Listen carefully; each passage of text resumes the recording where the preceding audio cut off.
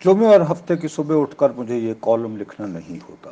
چھٹی کے ان دنوں میں میری حتی الامکان یہ کوشش ہوتی ہے کہ اپنے لیپ ٹاپ سے دور رہوں، موبائل پر نصب سوشل میڈیا والی ایپس سے بھی رجوع نہ کروں۔ افغانستان میں اس مہینے کے آغاز سے جو حیران کن تبدیلیاں رونما ہو رہی ہیں، انہوں نے مگر تجسس کی آگ کو بھڑکا دیا۔ رات گئے تک تازہ ترین معلوم کرنے کو بے تاب رہتا ہوں۔ اس کے علاوہ 10 سے زیادہ کتابیں بھی الماریوں سے نکال کر بستر کے قریب رکھنی ہیں۔ افغانستان کو نئے زاویوں سے دیکھنے کے لیے انہیں ہر صورت پڑھنا درکار ہے۔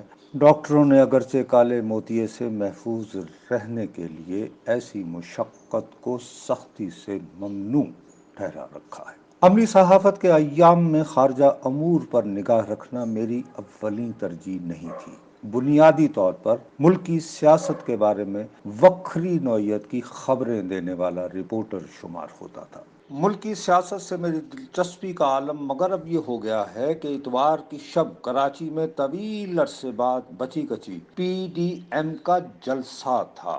میرا جی ایک لمحے کو بھی اس کی یوٹیوب چینلوں کے ذریعے ہوئی براہ راست نشریات دیکھنے کو مائل نہیں ہوا۔ ٹویٹر کے ذریعے تاہم اچانک اطلاع یہ ملی کہ نواز شریف ویڈیو لنک کے ذریعے اس جلسے سے مخاطب ہیں۔ انہیں سننے کے لیے یوٹیوب سے رجوع کرنا پڑا۔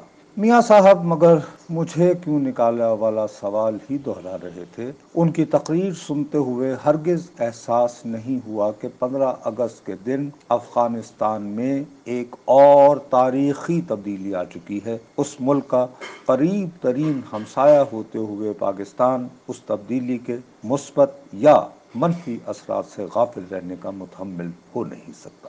نواز شریف صاحب وطن عزیز کے 3 بار وزیر اعظم رہے ہیں۔ ان کے پہلے دور میں افغانستان سے سوویت یونین کے کامل انخلاء کے بعد مجاہدین کی حکومت قائم ہوئی تھی۔ نئی قیادت سے ملاقات کے لیے وزیر اعظم ایک خصوصی طیارے میں کابل گئے۔ اس طیارے میں ان دنوں کے آرمی چیف جنرل آصف نواز جنگجوہ بھی سوار تھے۔ میں بھی اس وفد کے ہمراہ جانے والے صحافیوں میں شامل تھا۔ نظر بظاہر پاکستان کے دوست تصور ہوتے ہوئے مجاہدین اقتدار سنبھال چکے تھے۔ وطن واپسی کے لیے پاکستانی طیارہ مگر 2 گھنٹے تک کابل ایئرپورٹ پر رکا رہا۔ بلند پہاڑوں سے ایئرپورٹ کے رن وے کی جانب بڑھتے میزائلوں کی بارش ہو رہی تھی۔ ہم صحافیوں کو یہ سمجھانے کے لیے کوئی آمادہ نہیں تھا کہ خوف زدہ کر دینے والے یہ میزائل کون برسا رہا ہے۔ جہاز میں موجود افراد کی اکثریت کا تاہم خیال تھا کہ میزائل مجاہدین کے ان گروہوں کی جانب سے احتجاجاً پھینکے جا رہے ہیں جنہیں گلہ ہے کہ انہیں مجاہدین کی بنائی حکومت میں اپنے جثے کے مطابق حصہ نہیں ملا۔ اقتدار میں مناسب حصہ نہ ملنے پر میزائل برسانے کے ذریعے ہوئے احتجاج نے مجھ جیسے صحافیوں کو حیران و پریشان کر دیا۔ کابل روانہ ہونے سے قبل ہم کئی گھنٹے پشاور کے ایک ریسٹ ہاؤس میں ان دنوں وزارت خارجہ کے چھوٹے وزیر صدیق کانجو مرحوم کے ہمراہ انتظار کرتے رہے۔ ہمیں بتایا گیا کہ مجاہدین کے مابین وزارتوں کی تقسیم کے حوالے سے سمجھوتہ نہیں ہو پا رہا، حالانکہ 2 روز قبل ہی ان کے تمام گروہوں کے سربراہوں نے خانہ کعبہ میں کھڑے ہو کر یہ عہد کیا تھا کہ وہ اپنی صفوں میں اتحاد کو ہر صورت برقرار رکھیں گے۔ طالبان نمودار تو محترمہ بے نظیر بھٹو کی دوسری حکومت کے دوران ہوئے تھے۔ کابل پر ان کا قبضہ مگر 1997 میں ممکن ہوا۔ نواز شریف اس برس ہیوی مینڈیٹ کے ساتھ وزیر اعظم کے دفتر لوٹ چکے تھے۔ طالبان جب کابل میں داخل ہوئے تو پاکستان ٹیلی ویژن پر خبر چلی کہ اسلام آباد نے انہیں افغان حکومت کی حیثیت میں تسلیم کر لیا ہے۔ ہیوی مینڈیٹ کے ساتھ وزیر اعظم کے منصب پر لوٹے نواز شریف یہ خبر دیکھ کر بہت حیران ہوئے۔ فیلڈ مارشل ایوب خان کے فرزند جناب گوہر ایوب خان صاحب ان دنوں ہمارے وزیر خارجہ تھے۔ ان سے ہنگامی رابطے ہوئے تو خبر آئی کہ انہیں وہاں سے طالبان کو افغان حکومت کے طور پر تسلیم کرنے کی تجویز آئی تھی۔ وزیر خارجہ نے اپنے باس یعنی نواز شریف سے رجوع کیے بغیر ہی مبینہ تجویز پر فوری عمل درآمد کا اعلان کر دیا۔ گوہر ایوب کے خلاف اس کی وجہ سے کوئی تادیبی کارروائی نہیں ہوئی۔ چند ہفتوں بعد اگرچہ وہ بجلی اور پانی کے وزیر بنا دیے گئے۔ بہانہ یہ تراشا گیا کہ وزیر خارجہ ہوتے ہوئے گوہر ایوب صاحب اکثر غیر ملکی دوروں پر رہتے ہیں۔ ان کی عدم موجودگی سے سرکاری مدد اور سرپرستی کے متمنی ان کے ہری پور والے حلقے کے ووٹر ناراض ہونا شروع ہو گئے ہیں۔